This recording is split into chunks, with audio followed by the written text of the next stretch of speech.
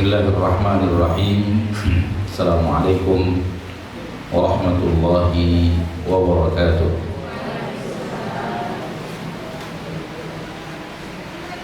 Innal hamdalillah nahmaduhu wa nasta'inuhu wa nastaghfiruh wa na'udzu billahi min shururi anfusina wa min sayyiati a'malina. Man yahdihillah fala mudilla lahu wa man yudlil fala hadiya lahu. Asyhadu an la ilaha illallah wahdahu la syarika lahu wa asyhadu anna Muhammadan abduhu wa rasuluh sallallahu alaihi wa ala alihi wa ashabihi wa man tabi'ahum bi ihsanin ila yaumiddin wa sallama tasliman katsira. Ya ayyuhalladzina amanu taqullaha haqqa tuqatih wa la tamutunna illa wa antum muslimun. Ya ayyuhan nasu taqu rabbakum alladzi khalaqakum min nafsin wahidah wa khalaqa minha zawjaha wa batha minhuma rijalan katsiran wa nisaa'a wattaqullaha alladzi tasaaluna bihi wal arham innallaha kana 'alaykum raqiba. Ya ayyuhalladzina amanu taqullaha wa qulu qawlan sadida yuslih lakum a'malakum wa yaghfir lakum dhunubakum wa man yuti'illaha wa rasulahu faqad faza fawzan 'azima. Amma ba'du fa inna asdaqal hadithi kitabullah wa khairal hadi hadi Muhammadin sallallahu alaihi wasallam wa syarrul umuri muhdatsatuha fa inna kulla muhdatsatin bid'ah wa kulla bid'atin dhalalah wa kulla dhalalatin fin nar. Ma'asyiral muslimin wal muslimat rahimani wa rahimakumullah. Pertama-tama sekali mari kita bersyukur kepada Allah tabaraka wa taala, Allah yang maha pengasih lagi maha penyayang, yang benar-benar telah memberikan kepada kita kasih sayangnya setiap hari, setiap jam, setiap menit, dan bahkan setiap detik. Allah curahkan kepada kita kasih dan sayangnya yang luar biasa, yang sangat banyak.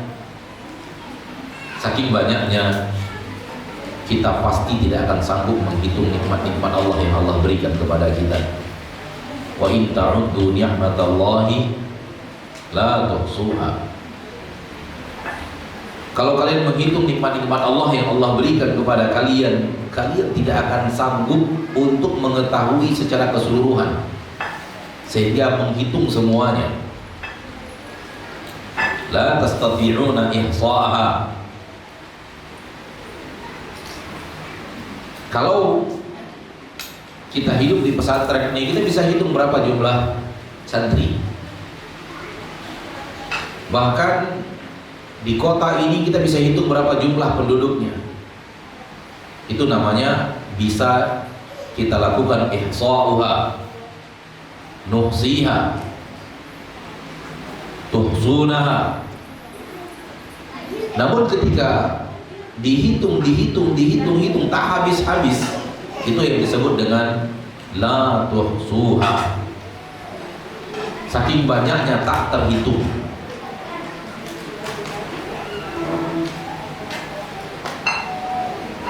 Ma'asyiral muslimin wal muslimat rahimani wa rahimakumullah. Itulah nikmat-nikmat Allah yang Allah berikan kepada kita setiap hari dan setiap saat.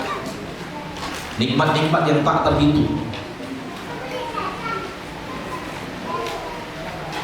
Namun permasalahan adalah yang paling sering bahwa kita tidak merasakan bahwa kita diberikan nikmat yang tak terhitung itu. Soal kita diberikan nikmat yang tak terhitung itu pasti. Namun yang paling sering bahwa kita tidak merasakan nikmat yang tak terhitung itu. Dan ini hal yang sangat teramat aneh, karena Allah mengatakan saking banyaknya tak terhitung, namun seorang muslim dan muslimah banyak yang hidup di zaman kita sekarang ini tak merasakan. Dia tidak merasakan bahwa diberikan Allah nikmat yang sangat teramat banyak, sangat teramat besar, sangat teramat luar biasa.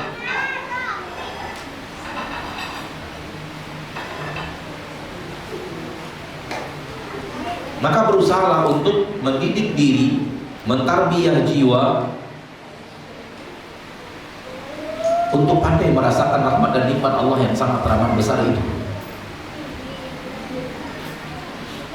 Kesalahan banyak manusia sehingga mereka sampai kepada titik tak merasakan nikmat yang sangat teramat besar itu, karena nikmat-nikmat besar Allah yang Allah berikan kepadanya dia sepelekan.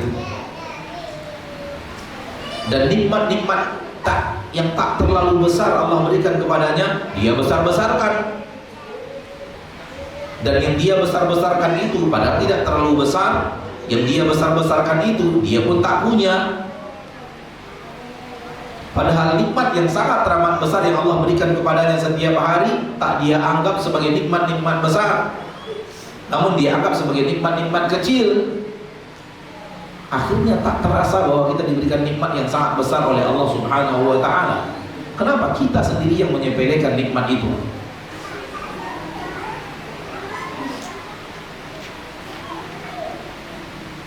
Pernahkah kita merasakan betapa besarnya nikmat air yang Allah berikan kepada kita? Pernahkah kita merasakan betapa besarnya nikmat oksigen yang setiap hari kita hirup? Pernah kita merasakan alangkah besarnya nikmat makanan yang setiap hari kita makan? Pernahkah kita merasakan nikmat mata yang setiap hari dengannya kita melihat? Benar-benar merasakan nikmat yang sangat besar di saat mata kita masih bisa melihat, telinga kita masih bisa mendengar, lisan kita masih bisa berucap dan mengeluarkan kata-kata yang ingin kita ucapkan dari hati kita. Pernahkah kita merasakan nikmat yang sangat besar? Kaki kita masih bisa melangkah, tangan kita masih bisa mengambil dan memberi dan menulis. Semua ini nikmat-nikmat Allah yang sangat teramat besar. Namun sudah terlalu banyak manusia yang hidup menyepelekannya. Kalau ada emas bongkahannya sebesar masjid ini, itu tak tertandingi. Satu nikmat Allah yang Allah berikan kepada kita dari apa yang tadi saya sebut, satu di antaranya tak akan tertandingi oleh emas, walau sebesar masjid ini bongkahan emas itu. Siapa yang mau matanya dibeli dengan emas sebesar bongkahan masjid ini?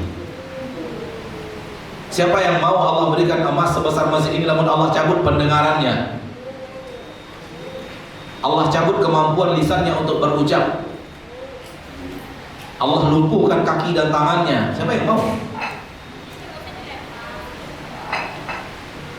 Inilah dia ma'asyarul muslimin, ma'asyarul muslimat, saudaraku saudariku rahimani wa rahimakumullah. Mari kita menjadi hamba Allah yang pandai bersyukur. Dan pandai bersyukur itu dimulai dari pandai melihat rahmat dan nikmat Allah yang sangat besar yang Allah berikan kepada kita setiap hari.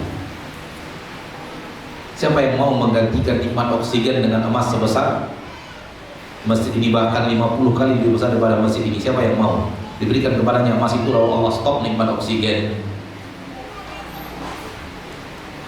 Allah stop nikmat air?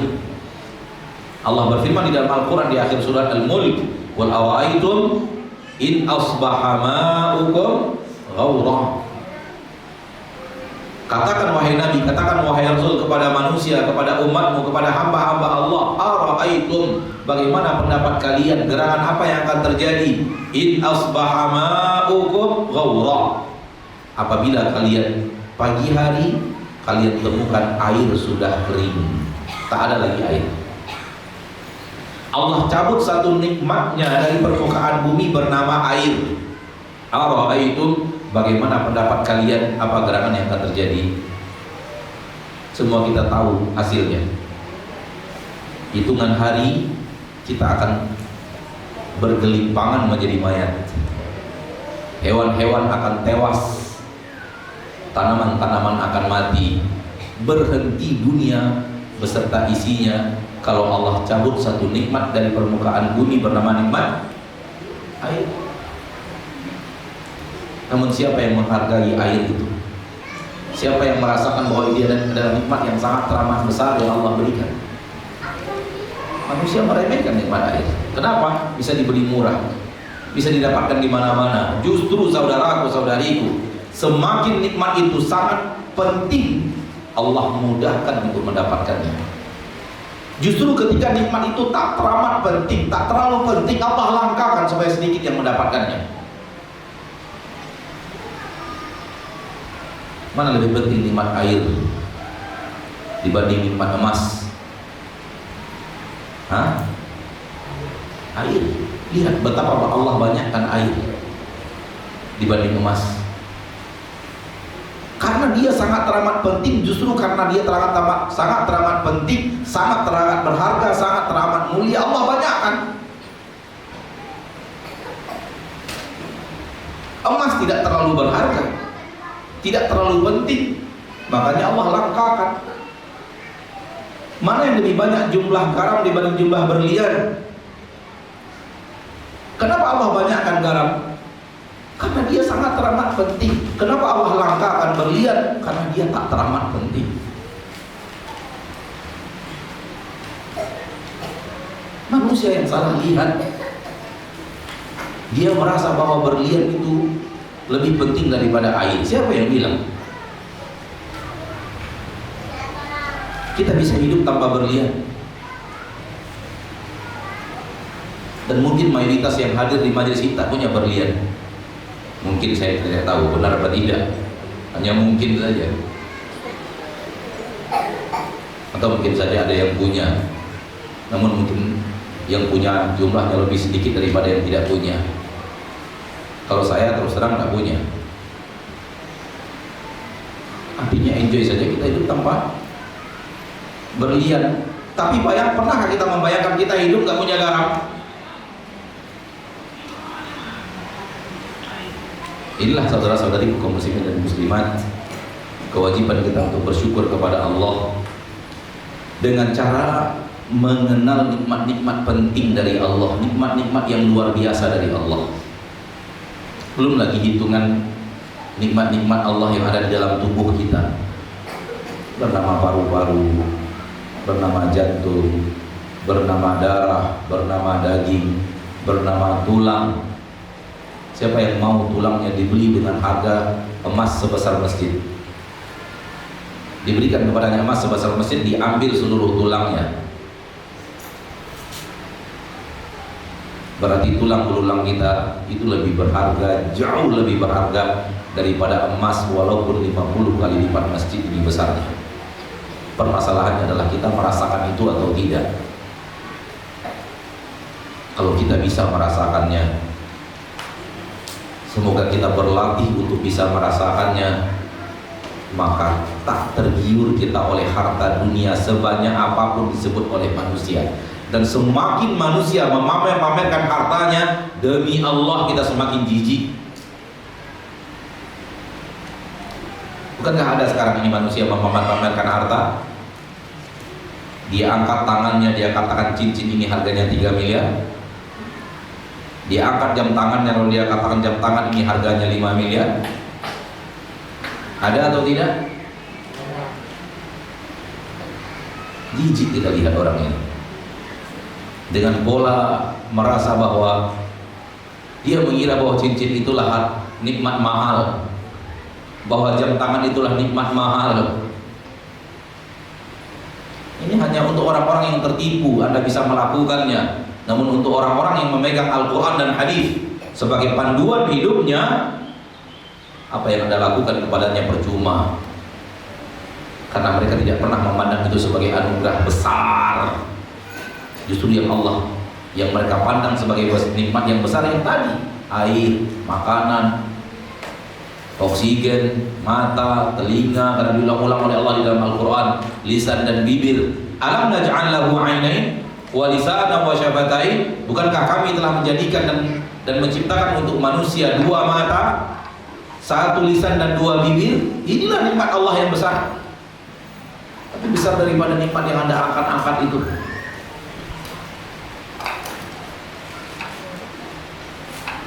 Dan bukankah Allah berfirman di dalam Al-Quran, wa ja'alna lahum sam'an wa absaran wa af'idah, kami berikan kepada mereka pendengaran, penglihatan, pendengaran dan hati. Ini nikmat yang besar itu.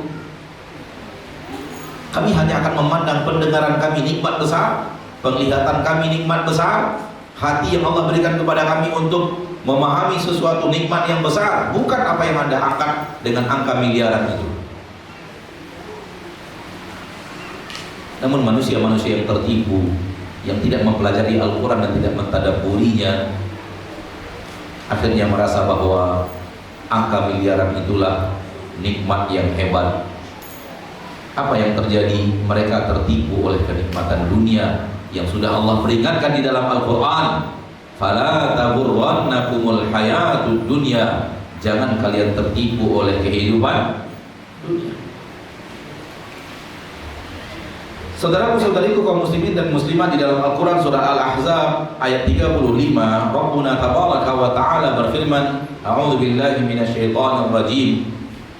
Innal muslimina wal muslimat wal mu'minina wal mu'minat wal qanitina wal qanitat was sadiqina was sadiqat was sabirina was sabirat wal khashi'ina wal khashi'at والمتصدقين والمتصدقات والصائمين والصائمات والحافظين فروجهم والحافظات والذاكرين الله كثيرا والذاكرات أعد الله لهم مغفرة وأجرا عظيما. Al-Quran surah Al-Ahzab ayat 35, yang artinya sesungguhnya orang muslim lelaki atau muslimah wanita, orang mukmin lelaki atau mukminah wanita, orang-orang yang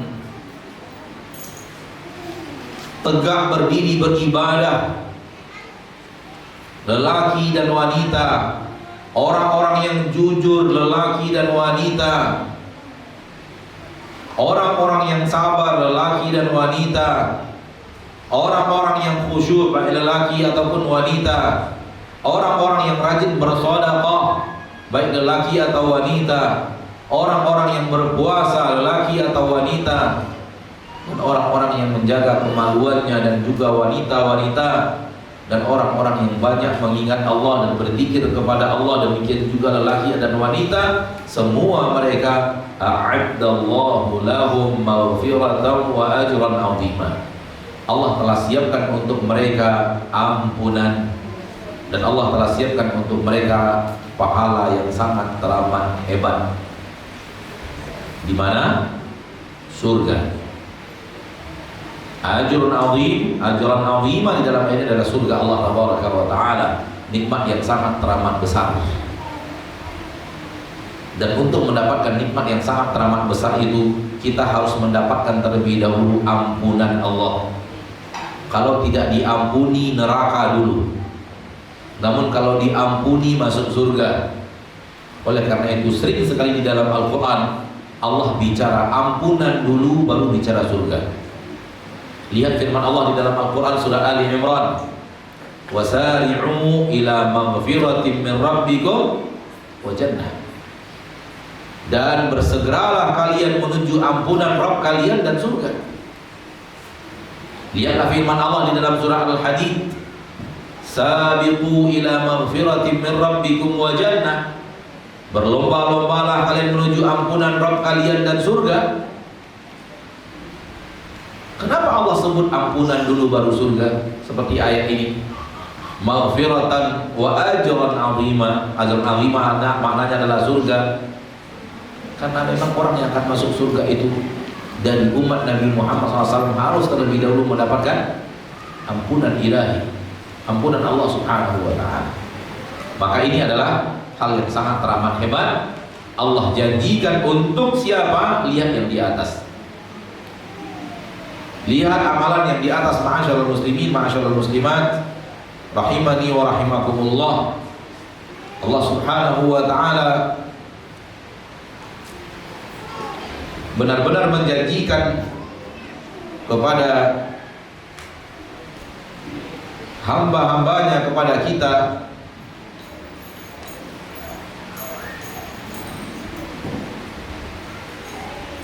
pertama, orang yang memperbaiki Islamnya. Kedua, orang yang memperbaiki imannya. Yang ketiga, orang yang selalu patuh dan taat dengan ketaatannya, berdiri di atas ketaatan. Yang keempat, orang-orang yang jujur. Yang kelima, orang-orang yang sabar. Yang keenam, orang-orang yang khusyuk. Yang ketujuh, orang-orang yang rajin bersedekah. Yang kedelapan, orang-orang yang rajin berpuasa. Yang kesembilan, orang-orang yang rajin menjaga kehormatannya. Dan yang ketujuh, orang-orang yang banyak, dan 10, orang-orang yang banyak berzikir kepada Allah Tabaraka wa Ta'ala. Dan sama saja posisi lelaki dan wanita. Inilah yang dikatakan oleh para ulama, ya, an-nisa'u syaqa'iqur rijal. Wanita itu adalah saudara kandung lelaki. Coba lihat, Allah tidak bedakan siapa yang akan Allah muliakan, baik lelaki atau wanita. Lelaki yang rajin bersedekah atau wanita yang rajin bersedekah. Lelaki yang rajin puasa atau wanita yang rajin puasa. Lelaki yang khusyuk atau wanita yang khusyuk. Lelaki yang menjaga kehormatan dan kemaluannya atau wanita yang menjaga kehormatan dan kemaluannya. Lelaki yang rajin berzikir kepada Allah dan wanita, ya sama. Dan kalau ini yang dimaksud dengan persamaan hak lelaki dan wanita di sisi Allah, maka ini adalah hal yang benar. Namun wanita di zaman kita sekarang meminta persamaan hak dengan kaum laki-laki dalam urusan dunia, bukan dalam urusan agama. Padahal dalam urusan dunia, syariat Allah Tabaraka wa Ta'ala telah turun, syariat Allah Tabaraka wa Ta'ala telah datang, bahwa walaysa dzakaru kal untha. Lelaki itu tidak bisa disamakan dengan wanita. Tapi kalau minta persamaan untuk akhirat, ya sama. Ini dia ayatnya. Namun kalau minta persamaan dunia, tidak. Karena ayat ini bicara akhirat dan ayat walaysa dzakaru kal untha bicara dunia. Ketika istri daripada Imran bernadar, Allahumma ya Allah, aku nadarkan kepadamu apa yang aku kandung ini. Namun ketika melahirkan ternyata wanita, ia pun mengeluh kepada Allah Tabaraka wa Ta'ala, Rabbi inni wada'tuha untha. Wahai Rabbku, aku ingin laki-laki yang lahir supaya saya sudah wakafkan untuk engkau anakku ini. Ternyata yang lahir adalah wanita. Allah katakan walaysa dzakaru kal untha. Memang laki-laki tidak sama dengan wanita. Itu di dunia, hukum dunia, bukan hukum akhirat. Oleh karena itu Syekh Muhammad bin Shalih Al-Utsaimin mengatakan, Allah Tabaraka wa Ta'ala membedakan antara laki dan wanita awal mereka lahir ke permukaan bumi sudah dibedakan. Awal lahir ke permukaan bumi sudah langsung dibedakan oleh Allah Tabaraka wa Ta'ala laki dan wanita. Kalau dalam urusannya di permukaan bumi tidak bisa disamakan laki dan wanita, karena tidak ada kesamaan apapun antara laki dan wanita. Begitu saja lahir ke permukaan bumi, air kencing anak bayi cukup dipercik-percikkan air sudah suci. Misal kita gendong, basah badan kita disebabkan air kencingnya, tak perlu dicuci pakaian itu. Ambil air dengan tangan kita, percik-percikkan saja di baju itu, sudah selesai. Itu kalau bayinya laki-laki. Namun kalau bayinya wanita, itu najis kencingnya sama dengan najis kencing ibunya, ada bedanya. Harus dicuci pakaian itu sehingga hilang najisnya dari baju itu dan kering, hilang najisnya, hilang baunya, hilang warnanya. Baru pakaian itu kemudian kembali menjadi pakaian yang suci. Baru saja lahir ke permukaan bumi Allah bedakan. Demikian juga akikahnya, Allah bedakan antara jumlah kambing untuk laki-laki dan jumlah kambing untuk wanita. Demikian juga dengan akil baliknya, Allah bedakan antara laki dan wanita.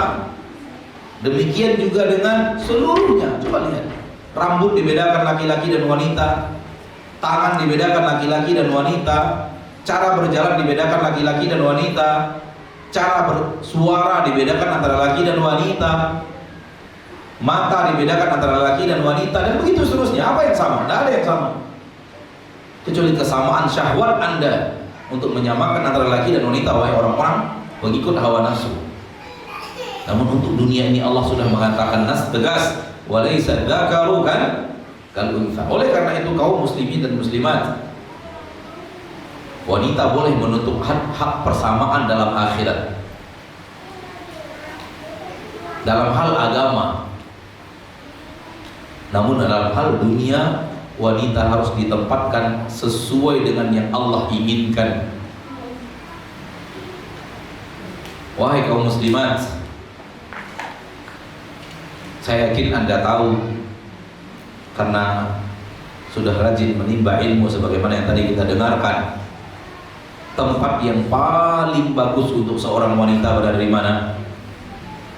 Di mana? Belum dengar saya. Di mana? Di rumah.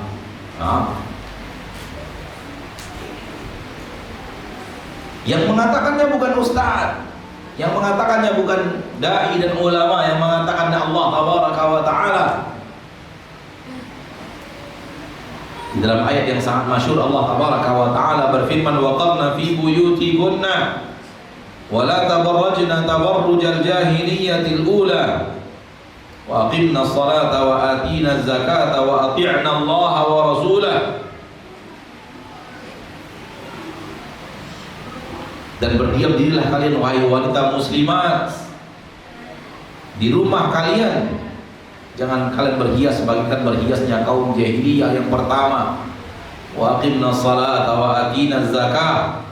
Dirikanlah salat, tunaikanlah zakat. Wa ati'na Allah wa rasulah. Dan taatilah Allah dan Rasulnya.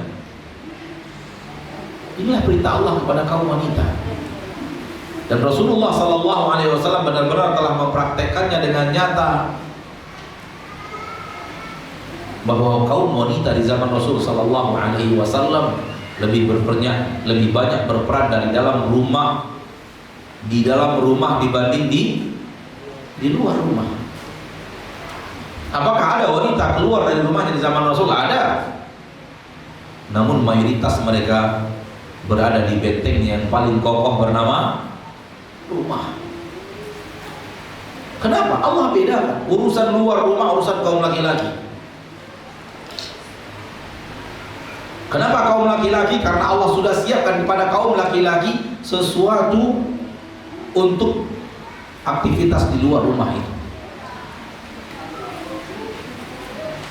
Namun sudah Allah siapkan untuk kaum wanita sesuatu dalam dirinya yang cocok untuk di dalam rumahnya.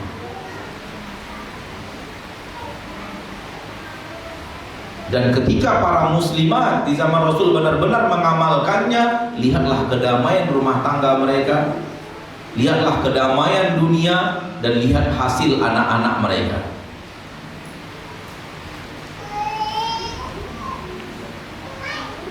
Apabila kita membaca biografi para sahabat, orang tua mereka sibuk berjihad, dan siapa yang mengkader para anak-anak para sahabat? Ibu mereka.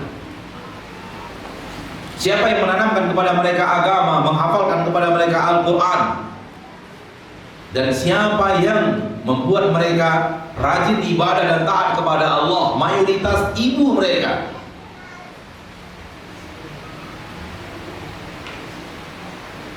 Mayoritas. Karena kaum wanita lah tumpuan utama di dalam agama Islam untuk mewujudkan mereka-mereka yang berjiwa para orang-orang saleh, berilmu, semangat, itu kaum wanita tiangnya. Manakala kaum wanitanya benar-benar seperti yang Allah Tabaraka wa Ta'ala ajarkan dan perintahkan, akan lahir generasi para ulama. Dan kita tidak akan sedikit pun ragu dalam poin hal tersebut. Namun ketika wanita sudah menyibukkan diri di luar rumah, lahirlah generasi-generasi lemah. Atau banyak di rumah, cuman urusannya urusan luar rumah. Boleh jadi dulu wanita muslimah banyak di rumah, tak akan ada urusan luar rumah kalau banyak di rumah.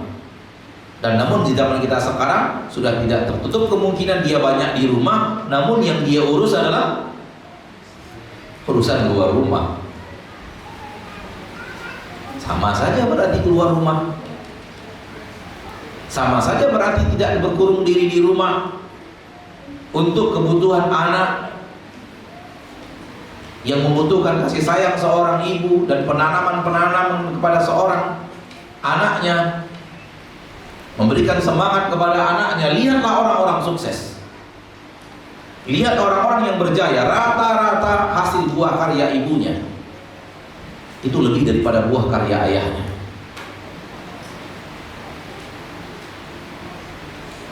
Ditanyakan kepada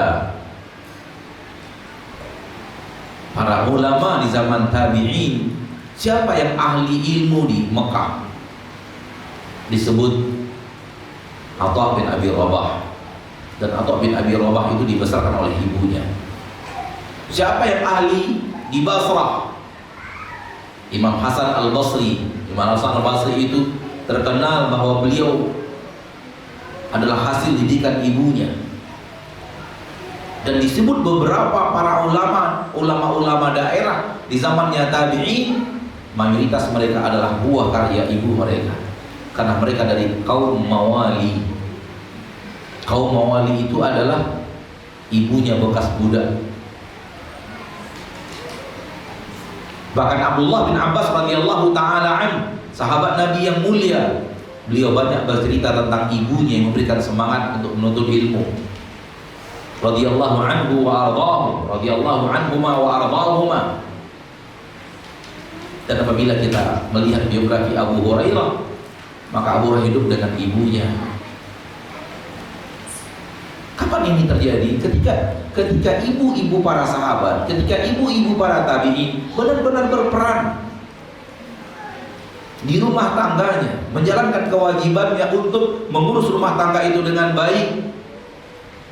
Tidak hanya benda-benda yang ada di rumah itu juga, namun yang lebih adalah amanah yang Allah berikan kepadanya, yang harus dia bina dalam binaan yang akan memberikan warna kepada anak itu di rumahnya. Menurut sains dan teknologi modern, anak berusia 1 bulan itu sampai usia 4 tahun itu adalah saat-saat terhebat dalam anak yang akan menghafal. Itu masa-masa keemasan anak dalam menghafal. Dan mayoritas yang menghafalkan agama Al-Quran kepada anak-anak, orang-orang soleh, ibunya yang selalu mengulang-ulang Al-Quran kepada anaknya ketika anaknya berusia segitu. Sehingga lahirlah anak-anak yang belum balik sudah hafal Al-Quran. Kenapa? Karena di usia keemasan menghafal, walaupun kita tidak tahu bagaimana secara sains dan teknologi, namun di usia itulah ibunya benar-benar rajin membaca Al-Quran di depan anaknya, sehingga anaknya menjadi anak yang gampang menghafal Al-Quran di kemudian hari, karena sudah diberikan bibit-bibit hafalan itu ketika dia berusia 0 sampai 4 tahun itu.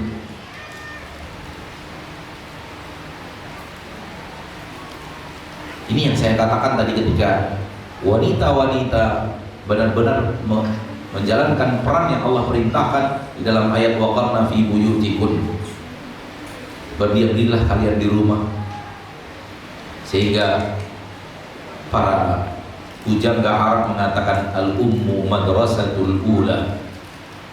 Ibu itu adalah sekolah yang pertama kali bagi seorang anak. Dan kita katakan sekolah yang akan memberikan bekas yang luar biasa pada diri seorang anak. Sementara suaminya atau ayah daripada anak tersebut pasti akan disibukkan dengan perkara luar, urusan luar. Namun karena majelis kita adalah majelis untuk ibu-ibu, kita tidak bahas itu. Kita bahas kewajiban seorang wanita terhadap urusan rumah tangganya. Dan lihatlah, ketika wanita sudah mulai keluar dari benteng pertahanannya yang bernama rumah di zaman kita sekarang ini, lihat kehancuran dunia, lihat kehancuran rumah tangga, lihat kehancuran generasi, lihat kehancuran dunia.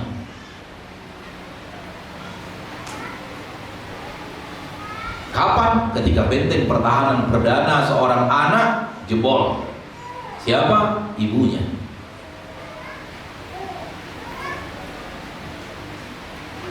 Saya tidak pernah habis pikir, dan bagaimana caranya wanita-wanita muslimat dari para sahabat menanamkan keberanian kepada anak-anak mereka. Saya tidak habis pikir. Sampai sekarang tidak habis pikir. Abdullah bin Umar dan rekan-rekannya radhiyallahu anhum ajma'in, seperti Jundub bin Junadah kalau tidak khilaf, dan Rafi' bin Khadij radhiyallahu anhum, dan beberapa orang sahabat lainnya di usia 14 tahun sudah mendaftarkan diri untuk pasukan jihad. 14 tahun usia berapa tuh? Kelas 2. Usia itu sudah berani untuk mendaftarkan diri masuk barisan jihad yang akan berperang, memenggal senjata, dipenggal dan dipenggal, memenggal atau dipenggal, memotong atau dipotong, melukai atau dilukai. Bagaimana ibu mereka mendidik keberanian itu di dalam hati mereka? Subhanallah.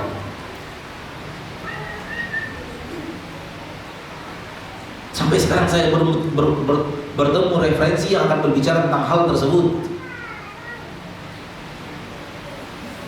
Nah, habis pikir bagaimana mereka menanamkan keberanian. Anak sekarang usia segitu disuruh ngomong di depan orang ramai, gemetaran, ketakutan. Tadi baru kita praktekkan, tadi pagi berkunjung ke pesantren, anak kelas 2 SMP, kira-kira kan itu tuh usianya tuh. Suruh baca Al-Quran, berapa hafalan? 11 juz Ustaz. Yang lancar berapa? Sekitar 5 juz. Juz berapa saja?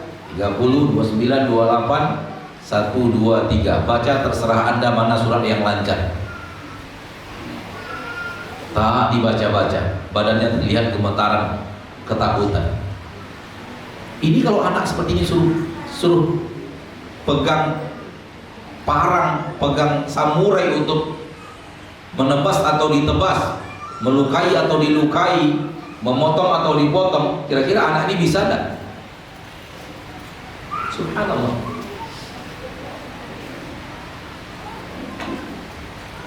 Dan ketika mereka usianya usia segitu, Rasul tolak sallallahu alaihi wasallam. Tidak cukup usia untuk ikut berperang membela agama Allah di medan jihad.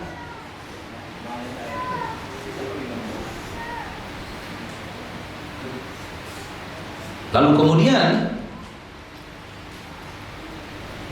kata Rafi' bin Khadij, "Ya Rasulullah, terima saya dalam pasukan jihad. Saya ahli memanah. Saya mahir memanah ya Rasulullah." Setelah tidak diterima, tetap yang ingin masuk pasukan jihad. Ini mental apa? Siapa yang menanamkan mental di tengah-tengah mereka?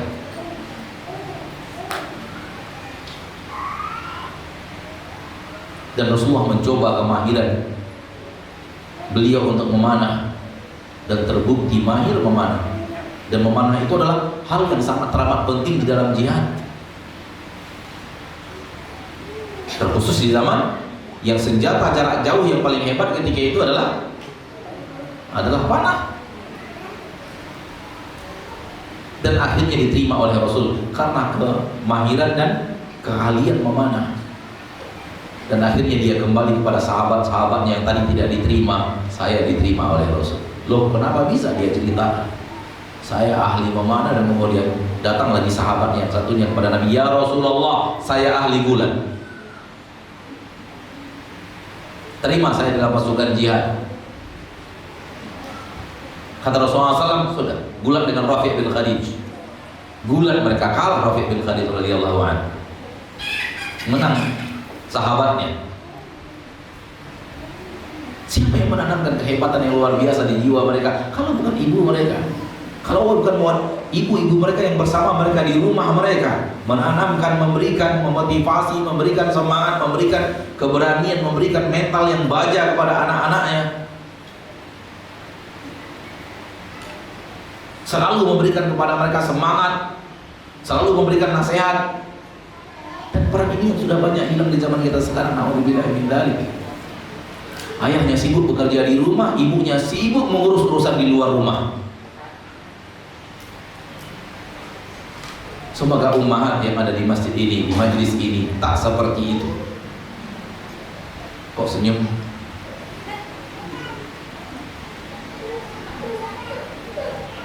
Jadikanlah rumah Anda benar-benar ajang Anda untuk meraih ridho Allah, meraih surga Allah tabaraka wa ta'ala rabbul izzati wal jalal.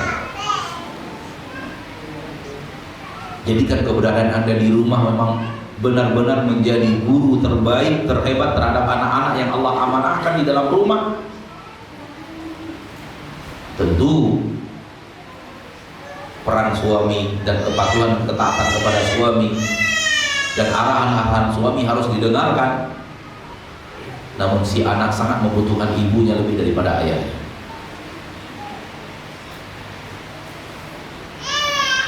Jangan pernah merasa saya bukan ahli ilmu, ahli agama, saya tidak akan bisa mendidik anak saya. Ini adalah godaan iblis, naudzubillah min dzalik, dan bala tentaranya. Tidak terkenal dari para sahabat-sahabat wanita di zaman Rasul hafizatul Quran, para hafiz Quran tak terkenal. Apalagi hafizatul hadis, penghafal hadis. Namun mereka melahirkan penghafal Al-Quran dan penghafal hadis. Kenapa bisa? Karena orang yang tidak hafal Quran bisa membuat anaknya hafal Quran.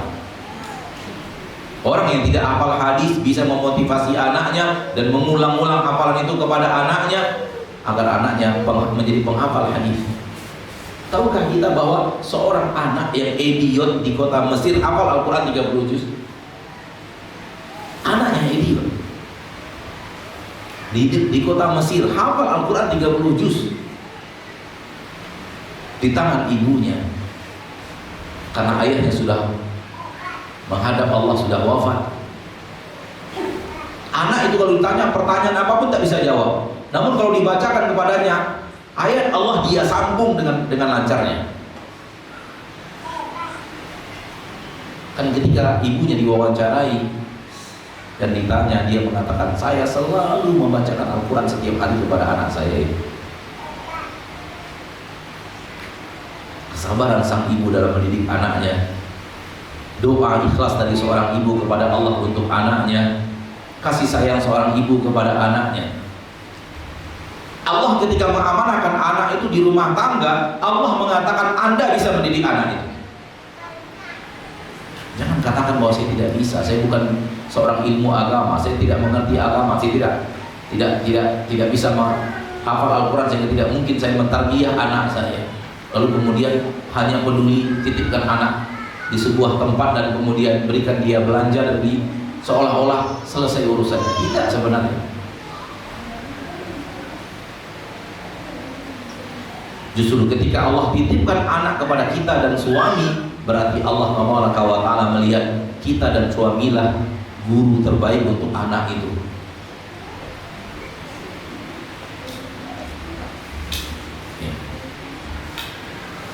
Dan jangan menuntut hak di permukaan bumi dalam kehidupan dunia hak yang setara dengan kaum laki-laki. Allah tidak pernah memberikan kesetaraan terhadap kaum laki-laki tersebut, kecuali hanya kesetaraan dalam menghadap Allah. Manusia di sisi Allah ka'asnanil musht. Manusia di sisi Allah bagaikan anak-anak sisir, sama saja laki dan wanita. Oleh karena itu Fir'aun ke neraka, istrinya ke surga. Oleh karena itu Fir'aun ke neraka, istrinya kemana? Ke surga. Allah tidak tutup surga untuk kaum wanita walau suaminya adalah Fir'aun. Betapa banyak wanita sekarang mengeluh, suami saya begini, suami saya begini, saya tidak bisa beragama dengan baik karena suami saya begini, suami saya begini. Saya katakan, Bu, suami ibu tidak lebih bejat daripada Fir'aun. Kenapa ibu merasa susah beragama sementara Asia, istri Fir'aun, masuk surga? Karena Allah sudah katakan itu kepada kita di dalam Al-Quran surah At-Tahrim,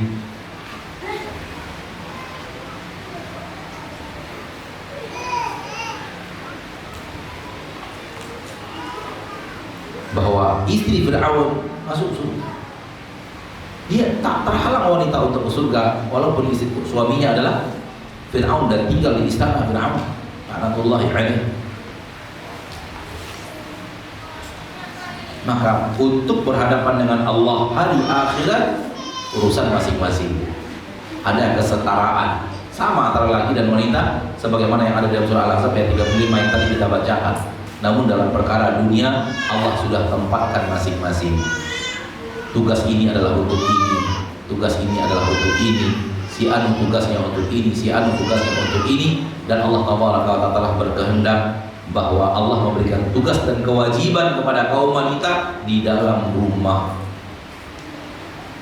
Ini mungkin nasihat yang bisa saya berikan pada kesempatan yang berbahagia ini.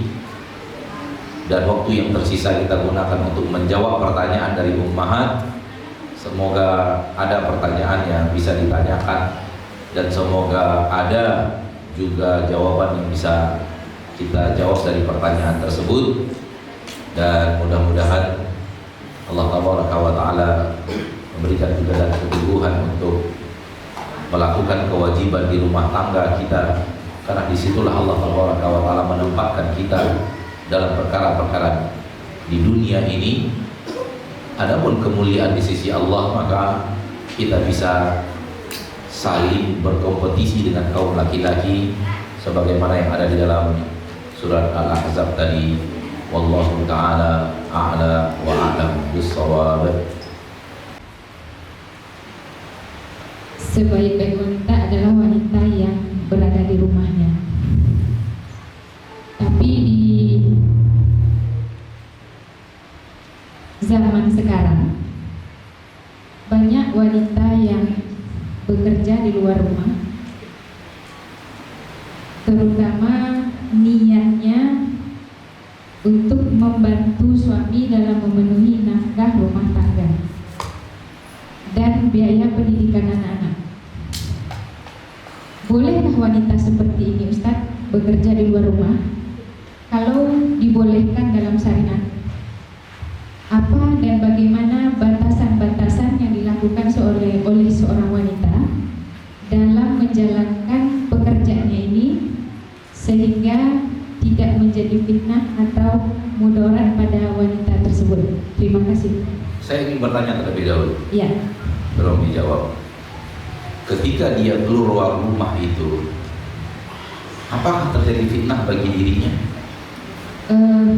Insya Allah tidak, menurut, karena wanita ini keluar rumah diantar suaminya, kemudian pulang lagi dijemput suaminya.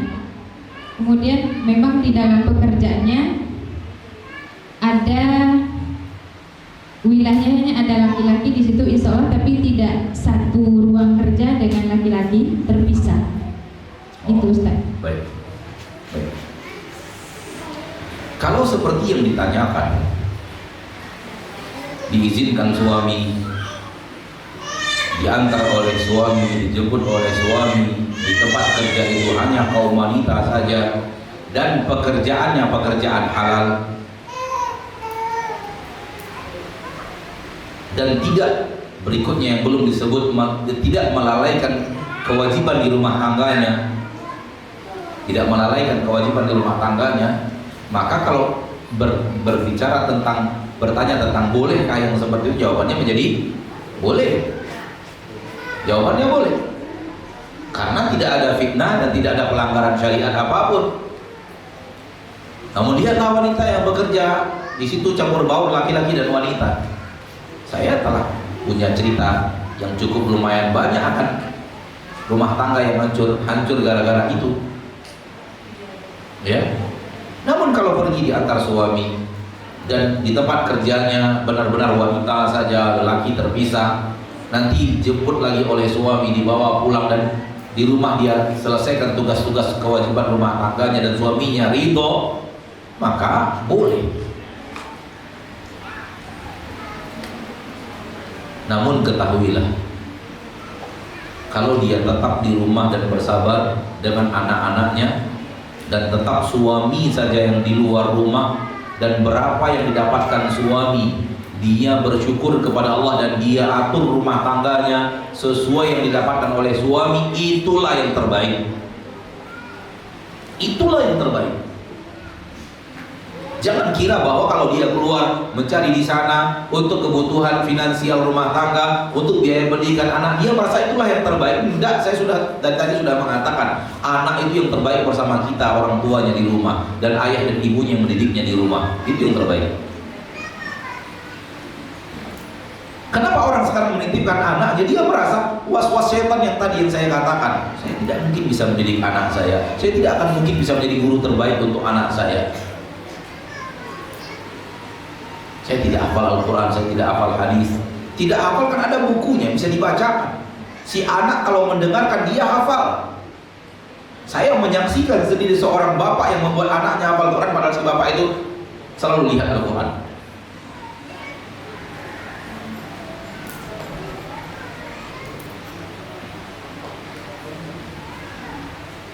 Dan orang selalu berpikir sekarang biaya pendidikan mahal. Siapa yang bilang biaya pendidikan mahal? Kalau ayah ibunya turun tangan untuk pendidikan itu, kalau ayah ibunya turun untuk mentarbiyah anaknya itu, kita sudah terlalu, cara berpikir kita disusupi oleh hal yang salah. Menurut kita pendidikan itu kalau anak kita punya ijazah SD, anak kita punya ijazah SMP, anak kita punya ijazah SMA, anak kita punya ijazah universitas, bila perlu S2 sampai S3, itu baru yang namanya pendidikan. Siapa bilang itu yang pendidikan? Siapa bilang yang hanya itu orang-orang yang terpendidik dan terpelajar? Siapa bilang? Kalau begitu Imam Syafi'i, jangan katakan Imam Syafi'i itu orang yang terdidik. Jangan katakan Imam Syafi'i itu orang terpelajar. Imam Syafi'i nggak punya ijazah-ijazah yang dimiliki oleh anak-anak kita sekarang. Mana ijazah Imam Malik? Mana ijazah Imam Al-Albani? Mana ijazah Syekh bin Baz? Nggak ada. Apakah mereka bukan orang-orang yang justru bukan hanya sekedar terpendidik, bahkan ulama dunia? Kita selalu salah. Umat Islam sekarang ini sudah terlalu salah bahwa pendidikan itu hanya ketika punya ijazah SD, punya ijazah SMP, punya ijazah SMA, itu baru namanya terpelajar, baru namanya pelajar. Kalau enggak pelajar. Saya mengatakan kalau memang rezeki kita yang Allah berikan tak cukup untuk memberikan biaya mereka untuk pendidikan di sekolah, didik di rumah. Tarik anak itu dari sekolah SD, kita tidak sanggup bayar itu. Mohon maaf tanpa mengurangi rasa hormat, ini pola pendidikan, pola yang saya selalu sampaikan kepada kaum muslimin. Ini di rumah oleh kita. Biarlah anak orang umur 12 tahun dapat ijazah SD, anak kita tidak punya ijazah SD tapi hafal 12 juz. Lancar, kan lebih baik. Anak orang punya ijazah SD 1 juz pun tak hafal. Anak kita tak punya ijazah SD namun hafal lancar 12 juz. Mana lebih baik? Katakan. Akhirnya anak orang itu pun masuk pendidikan SMP 3 tahun, tetap anak kita lanjutkan bersama kita. Hafal dia Al-Quran, tambah hafalannya Quran 8 juz lagi. Anak orang dapat ijazah SMP, anak kita dapat hafalan 20 juz. Walau tidak punya ijazah SMP. Anak mereka kemudian masuk SMA, dapat ijazah SMA setelah 3 tahun, anak kita pun hafal Al-Quran 30 juz. Karena kita didik di rumah, kita hafalkan Al-Quran di rumah, dan kita awasi dan kita simak hafalannya di rumah, dan akhlaknya kita benahi, kejujurannya kita benahi, budi pekertinya kita benahi, kita nasihati, kita didik dia jauh dari maksiat. Namun kita simak hafalannya, kita bacakan supaya dia hafal. Apabila dia sudah pandai membaca sendiri, dia membaca sendiri, kita simak benar atau tidaknya. Kalau tak pandai, kita terlalu pandai, kita masih ada muratal Al-Quran. Akhirnya anak orang punya ijazah SD, SMP, SMA, namun punya hafalan Al-Quran yang 1 juz. Anak kita tak punya ijazah SD, SMP, SMA, punya hafalan lancar 30 juz. Pertanyaan berikutnya, kalau mereka mendaftar bekerja, anak siapa yang akan diterima? Yang punya ijazah SMA hafalan 1 juz, atau yang tak punya ijazah sama sekali tapi hafalannya Al-Quran 30 juz lancar? Siapa yang akan pertama kali mendapatkan lowongan pekerjaan? Nah, apa yang Anda takutkan? Jangankan 30 juz, anak kita punya hafalan 15 juz tapi lancar, itu akan diincar orang anak kita untuk menjadi guru.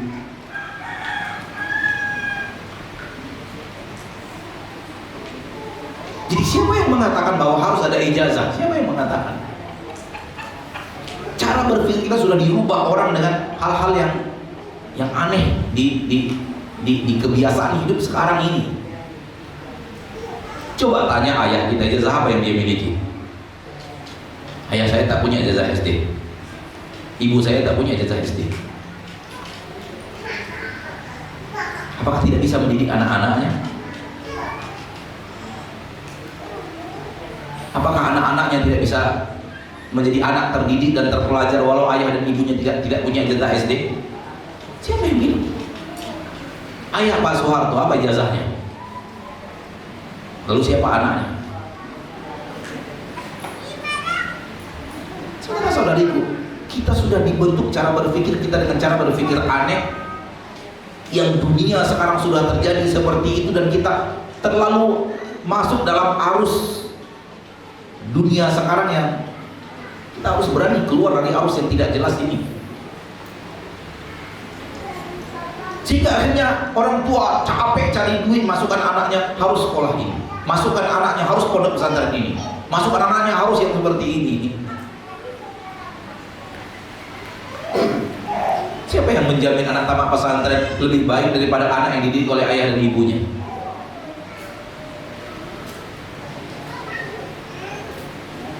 Tidak sedikit anak-anak yang tamat pesantren justru naudzubillah akhlak dan perangainya. Jangan lihat hanya anak-anak pesantren yang memang yang telah berhasil, hasil didik orang tuanya juga, hasil didik ayah ibunya, hasil didik guru-gurunya, hasil didik para ulama di mana mereka dulu. Jangan hanya lihat itu. Di balik mereka masih ada orang-orang seusia mereka dan kawan-kawan alumni mereka, kawan-kawan yang di pesantren mereka sekarang entah di mana letaknya, bahkan ada yang masuk penjara.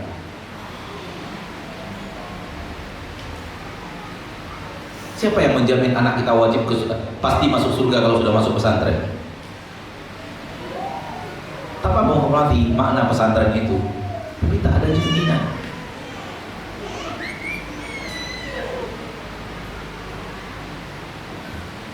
Dan jangan kita terlalu terpengaruh mencari duit untuk biaya sekolah anak, mencari duit untuk biaya sekolah anak. Kenapa tidak kita fokuskan waktu kita yang kita habiskan untuk cari duit itu, kita fokuskan untuk anak, untuk Al-Qur'annya, untuk hadisnya. Kita bacakan, dia dengarkan, dia hafalkan. Wallahu ta'ala alam. Ya. Sekali lagi saya menjawab tadi boleh, namun jangan katakan itu yang terbaik. Yang terbaik itu apa yang Allah katakan, waqarna fi buyutikunna, surah Al-Ahzab juga.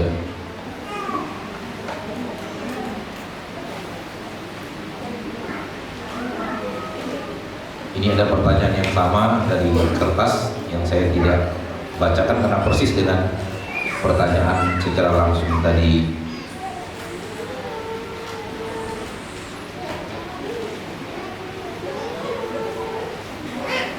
Bismillahirrahmanirrahim. Ya. Assalamualaikum warahmatullahi wabarakatuh. Waalaikumsalam warahmatullahi wabarakatuh. Ini ada beberapa pertanyaan Ustaz. Yang pertama, tadi Ustaz sudah menyampaikan bahwa sesungguhnya Allah Subhanahu wa Ta'ala itu telah menyediakan ampunan yang sangat luas dan pahala yang sangat besar bagi perempuan yang berada dalam ketaatannya dan perempuan yang benar dan perempuan yang sabar dan perempuan yang khusyuk dan perempuan yang berpuasa dan perempuan yang memelihara kehormatannya dan perempuan yang menyebut nama Allah. Ini terdapat dalam Al-Quran surat Al-Ahzab ayat 35. Yang menjadi pertanyaan kami sebagai ummahat adalah bagaimana caranya ya kami ini ummahat, hati kami bisa beramal seperti yang disebutkan dalam Al-Quran ini, dan bagaimana caranya supaya hati kami istiqomah dalam beramal. Ya, itu yang pertanyaan Ustaz. Kemudian yang kedua, apakah berjualan pakaian muslimah, buku, barang keperluan umat lainnya boleh di saat kajian ustazina yang memberikan kajian di pondok kami di halaman masjid atau di kelas. Kemudian sampaikan kepada kami hadisnya tentang larangannya, tentang larangan tersebut. Dan demikian pertanyaan kami Ustaz. Syukran. Jazakallahu khairan. Barakallahu fiik. Assalamualaikum warahmatullahi wabarakatuh. Ada larangan berjual beli di masjid. Hadis larangan berjual beli di masjid. Kata Rasulullah SAW, apabila engkau melihat orang berjual beli di masjid, katakan kepadanya, la rabihallahu tijaratak. Semoga Allah tidak memberikan kepadamu keuntungan apapun dalam jual belimu. Ini hadis yang saya ketahui, yang saya hafal tentang larangan berjual beli di masjid. Lalu kemudian pertanyaannya, saya tidak di masjid Ustaz, tidak di dalam masjid, namun di halaman masjid.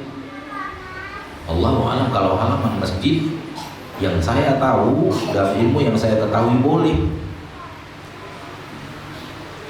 Saya tidak di dalam masjid Ustaz, namun di teras masjid. Apakah teras masjid itu memiliki pagar yang menutupinya? Semisal pagar-pagar sampai setinggi pinggang. Kalau sudah memiliki pagar-pagar itu, maka sudah bagian daripada kawasan masjid. Yang itu tidak boleh kita berjualan di sana. Namun kalau tidak ada pagarnya, wallahu a'lam, ya, tidak ada pagarnya, wallahu a'lam,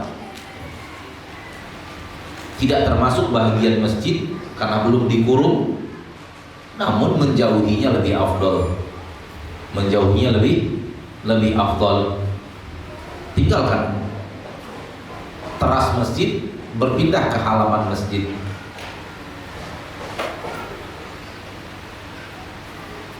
Ya, karena memang di tempat-tempat yang samar-samar antara kehalalan dan keharaman, salah satu di antaranya adalah teras masjid yang belum ada pembatasnya antara halaman luar dengan teras itu. Adapun pertanyaan yang pertama, bagaimana kami menjadi muslimat, mukminat, qanitat, shadiqat, sabirat, khasyiat, mutasaddiqat, shaimat, wal hafizat li furujihin wal dzakirat. Kalau mau borong semuanya, saya tak tahu caranya. Kalau mau borong semuanya, saya tak tahu caranya bagaimana. Karena sejauh ilmu yang saya tahu, ya, belum ada orang yang memborong semua ini. Akan tetapi ini adalah sifat-sifat mulia, satu di antaranya kalau kita bisa bertahan di atasnya adalah kemuliaan besar dan janji besar. Bukanlah syarat untuk mendapatkan maghfirah dan ampunan ini kita harus lengkapi semuanya dalam hidup kita. Tidak. Kejujuran kita yang luar biasa sebagai seorang wanita bisa mendapatkan ampunan Allah dan surganya. Kekhusyukan kita dalam beribadah sebagai seorang wanita saja bisa mendapatkan ampunan Allah dan surga. Ini maksudnya, bukan harus terpenuhi semuanya. Siapa yang sanggup? Orang yang keislaman zahirnya bagus, keimanan batinnya bagus, ketaatannya bagus, kejujurannya bagus, kesabarannya bagus, kekhusyukannya bagus, rajin sedekah, rajin puasa, rajin menjaga kehormatan dan kemaluan, rajin berpikir. Wah, ini kelas para nabi dan para rasul ini. Maka saya selalu mengatakan begini, lihat skill kita. Karena orang dalam skill berbeda-beda, termasuk skill beribadah. Ada orang yang beribadah baginya puasa jauh lebih gampang dibanding berinfak. Dan ada sebaliknya, berinfak baginya jauh lebih mudah dibanding puasa. Maka lihat apa yang menjadi kemudahan bagi kita, lalu menjadilah orang-orang yang hebat dalam skill tersebut. Mungkin keahlian kita, kemudahan kita adalah orang yang sholat, jadilah orang yang terbaik, wanita terbaik dalam sholat itu. Mungkin keahlian kita bersedekah, kita sangat suka kalau sudah diajak bersedekah, maka jadikan skill sedekah kita itu menjadi yang terbaik di antara yang lainnya. Dan begitu seterusnya. Wallahu ta'ala a'la wa a'lam bis-shawab. Satu pertanyaan yang sedikit miris, semoga ini adalah pertanyaan titipan dari orang lain. Namun kalau pertanyaan ini adalah pertanyaan langsung yang bertanya, maka sangat miris ya. Saya berharap pertanyaan ini pertanyaan titipan dari tetangga, dari sahabat, dari kerabat. Bagaimana kalau ada seorang istri yang telah selingkuh, bahkan telah berhubungan intim, dan suaminya memaafkan lalu tetap menerimanya? Apakah pernikahannya masih sah? Harus diulang? Apakah harus diulang lagi nikahnya, Ustaz? Bagaimana cara memperbaikinya? Ya, itu dosa besar yang sangat teramat besar bagi seorang istri, dan khianatan terbesar seorang istri kepada suaminya adalah ini. Dan kalau itu terjadi, waliyadzubillah, tidak menunjukkan bahwa pernikahannya batal, langsung otomatis bercerai, enggak. Karena cerai itu hanya antara dua, dijatuhkan oleh suami atau dijatuhkan oleh pengadilan. Selain itu tidak ada lagi yang namanya perceraian. Kalau wanita ingin berpisah, dia minta kepada suaminya, ceraikan saya. Dan ketika suaminya tidak mau, dia tetap ingin pisah, dia tinggal pergi ke pengadilan agama untuk minta dipisahkan antara suaminya. Maka yang bisa menjatuhkan talak dan cerai itu hanya suami atau pengadilan, ya, wali sultan. Namun dosa yang maksiat seperti ini tidak otomatis membuat pernikahannya terputus. Suami akhirnya menerima dan memaafkan. Wah, ini seorang lelaki yang sangat baik, luar biasa ini. Kalau pengkhianatan yang seperti ini telah dilakukan oleh istrinya, dia masih bisa tetap memaafkan dan menerima. Pasti sakitnya luar biasa. Itu pasti sakitnya luar biasa. Dan inilah akibat wanita banyak keluar rumah. Inilah akibat wanita sering keluar rumah dan bercampur antara laki dan wanita. Apalagi kita memiliki latar belakang dulunya bukan orang beragama. Kita pernah melalui masa-masa lalu, masa-masa muda yang tidak terdidik oleh ilmu agama, namun terdidik oleh pergaulan yang begitu bebasnya antara laki dan wanita. Dan lalu kita keluar rumah, bertemulah dengan cinta pertama, akan berbahaya. Atau suami kita punya hal-hal yang kurang, ternyata yang kurang itu kita bertemu lelaki yang memiliki kelebihan di titik kekurangan suami kita. Apalagi sekarang para lelaki banyak yang telah belajar cara menggoda perempuan. Nauzubillah min dzalik. Sehingga banyak wanita-wanita yang terjerumus ke dalam rayuan-rayuannya, dan akhirnya terjadilah hal yang seperti ini. Nauzubillah min dzalik. Ini buah daripada wanita yang rajin apa? Keluar rumah. Wallahu ta'ala alam. Cara memperbaikinya adalah taubat nasuha. Kedua-duanya bertaubat dari kesalahannya. Suami mengizinkan dan biarkan istrinya keluar rumah harus bertaubat. Istri dengan keluar rumahnya harus bertaubat. Apalagi perzinaannya ini. Dengan taubat dan nasuha, sepakat, semangat, bertekad untuk tidak akan melakukannya lagi. Wallahu ta'ala alam. Dan mulai berdoa kepada Allah membenahi titik kelemahan dan kekurangan itu. Kemanapun Anda mencari suami tanpa cacat, tak akan bertemu. Kemanapun Anda mencari wanita tanpa aib dan kekurangan, mustahil dapat. Maka sadarlah wahai wanita, Anda menikahi seorang lelaki, manusia bukan malaikat. Pasti punya salah, pasti punya keliru, pasti punya kekurangan, pasti punya aib. Hal yang sama wahai kaum laki-laki, Anda menikahi seorang wanita yang bukan bidadari surga, pasti punya kekurangan. Namun kekurangan yang ada pada suami Anda, ketahui juga bahwa suami Anda punya kelebihan. Istri Anda yang memiliki kekurangan, lihat kelebihannya. Sebagaimana Anda punya cacat, Anda punya kelebihan. Suami Anda punya cacat namun punya kelebihan. Itu yang dikatakan Nabi SAW dalam hadis yang sahih riwayat Imam Muslim, la yafraqu mu'minun mu'minah fa in kariha minha khuluqan radiya minha ukhra. Tak akan pernah seorang muslim itu benar-benar membenci totalitas seorang wanita muslimah, istrinya, mukminah istrinya. Kalau ada perangai yang tidak dia sukai, pasti ada perangai yang dia sukai. Caranya bagaimana? Lihat kelebihannya dan jangan lihat selalu kekurangannya. Nah, harusnya kita sudah siap menerima kekurangan itu dia dari awal pernikahan. Dan ini cerita panjang lagi. Banyak wanita sekarang atau lelaki sekarang masuk dunia pernikahan tak siap mendengarkan kelemahan suaminya dan kelemahan istrinya, kekurangan suami dan kekurangan istri tak siap. Dia hanya membayangkan muluk-muluk saja, indah-indah saja. Akhirnya tak indah, berusaha mencari keindahan dari luar. Waliyadzubillah.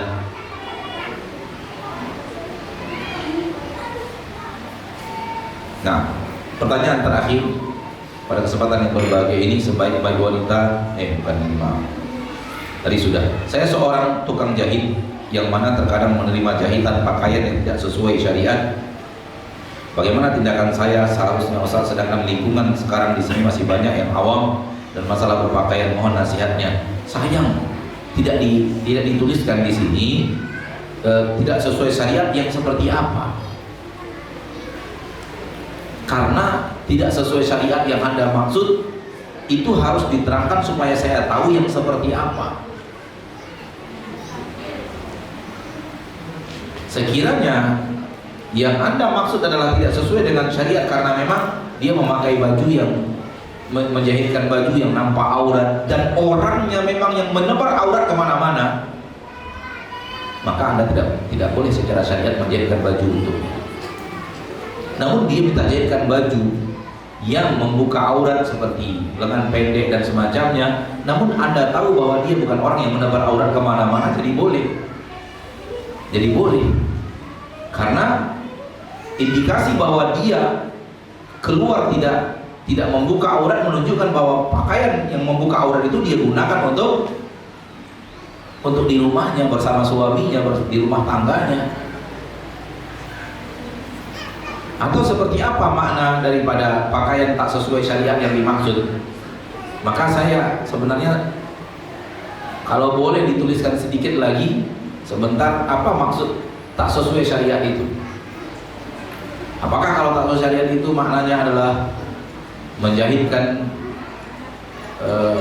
baju-baju untuk pesta yang membuka aurat misalnya, dan 99,9% kita yakin akan digunakan untuk pesta yang tak boleh, karena namanya bertolong menolong di dalam maksiat dan dosa.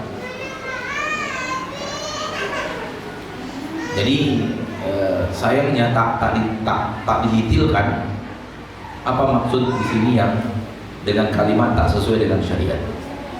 Semoga pertanyaan tadi atas jawaban yang saya berikan ya, dan sampai di sini pertemuan kita pada kesempatan yang berbahagia ini. Mohon maaf saya tidak bisa lebih panjang daripada ini karena memang butuh sedikit istirahat untuk sebelum memberikan kajian nanti setelah sholat maghrib insyaallah taala. Dan sampai di sini pertemuan kita di sore hari yang berbahagia ini, berharap kepada Allah agar Allah Subhanahu wa taala memberikan kepada kita ilmu yang bermanfaat dan amal yang saleh, dan semoga Allah wafatkan semua kita di atas husnul khatimah. Semoga Allah ampunkan kita di yaumul hisab, dan semoga Allah tutup dari kita pintu neraka dan Allah buka dari kita pintu surganya, dan semoga kita berhasil dengan izin Allah untuk mendapatkan taufik untuk benar-benar mendidik orang-orang yang ada di sekitar kita untuk benar-benar kembali kepada sunnah Nabi Sallallahu Alaihi Wasallam dan tidak terpengaruh dengan kebiasaan-kebiasaan aneh yang sudah banyak luar biasa di zaman kita sekarang, dengan cara kita melihat biografi para ulama kita dan menyelaraskannya dengan biografi para ulama tersebut. Dan tentunya biografi Rasul adalah biografi yang terdepan untuk kita perhatikan. Lalu kalau bicara tentang biaya pendidikan, mana biaya pendidikan Rasulullah SAW? Bicara tentang biaya pendidikan, mana biaya pendidikan Abu Hurairah dan semacamnya? Tak ada sama sekali. Bahkan Abu Hurairah adalah orang yang hidup sebatang kara, tak punya harta, namun lihatlah hasil yang didapatkan oleh Abu Hurairah. Jadi tidak ada alasan bahwa tanpa dunia sekolahan maka anak kita akan menjadi anak yang tak berguna. Itu tidak ada sama sekali. Ya, semoga bermanfaat, dan sekali lagi saya mohon maaf hanya sampai di sini. Subhanakallahumma wa bihamdika asyhadu an la ilaha illa anta astaghfiruka wa atubu ilaik. Wassalamualaikum warahmatullahi wabarakatuh.